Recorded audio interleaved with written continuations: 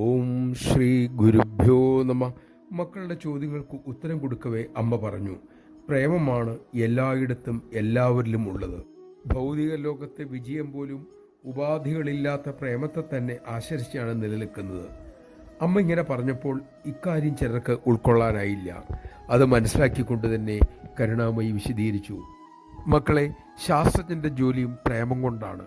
ഗവേഷണ വിഷയത്തിലുള്ള അഗാധമായ പ്രേമം അദ്ദേഹത്തിനെ ഉറക്കം കളഞ്ഞും ജോലി ചെയ്യാൻ പ്രേരിപ്പിക്കുന്നു.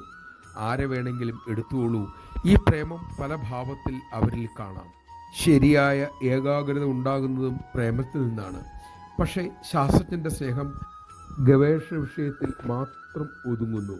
പ്രപഞ്ചത്തെ ഉൾക്കൊള്ളുന്ന വിധം അത് വികസിക്കുന്നില്ല. പൂച്ചയെക്കുറിച്ച് പഠിക്കാൻ അവർ പൂച്ചയെ കൊല്ലും. ജീവനെക്കുറിച്ച് പഠിക്കാൻ ജീവനെടുക്കുക, ചിന്തിക്കൂ.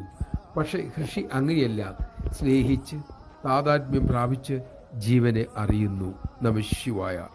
എല്ലാറ്റിനും ആധാരമായ സ്നേഹം വികസിപ്പിക്കാൻ നമുക്ക് സാധിക്കട്ടെ.